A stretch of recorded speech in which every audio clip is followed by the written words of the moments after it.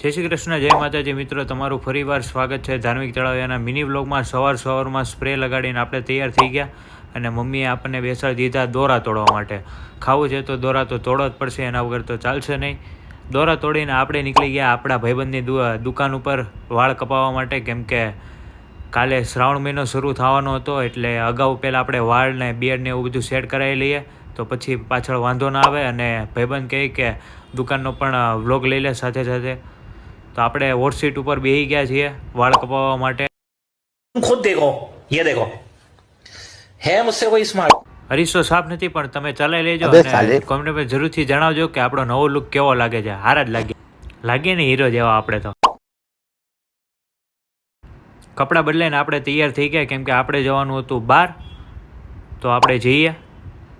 Leap બોલાવી લીધી, leap પણ આવતી જ નથી અને ભાઈબંધ તો આપણી વાટે જ ઊભો હતો। અમે નીકળતા જોયું તો સંજય અહીંયા જ બેઠો હતો, પકડાઈ ગયો મારો હાળો।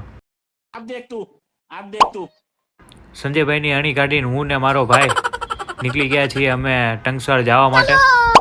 હા ભાઈ, વાળ હરખા કરેલા જ છે ભાઈ। તે રસ્તામાં જતા તો આપણે લાલ કલરની બસ જોવા મળી ગઈ 69, જેમાં આપણે કોલેજથી ઘરે આવતા હતા અને અત્યાર સુધી ખબર ના પડી કે આની પાછળ છે શું, એટલા વર્ષથી રહી જાય। તો પછી આપણે આવી ગયા રખિયાલથી આપણે આવી ગયા મરઘા સરકાર, કુકડો તો બહુ મોટો છે લે। ત્યાંથી આપણે આવી ગયા ગુજરાત સમાચાર, જેમાં આપણું કાંઈ કામ નહોતું એટલે આપણે વહી ગયા સીધા અને પછી આપણે આવી ગયા ન્યૂ ક્લોથ માર્કેટ, જેમાં આપણું કાંઈ કામ હતું નહીં એટલે આપણે આવી ગયા સીધા ટંકસાળ માર્કેટ તો આવી ગયા, પણ આપણે જ્યાં જવાનું હતું ત્યાંનું સરનામું તો જડતું નહોતું।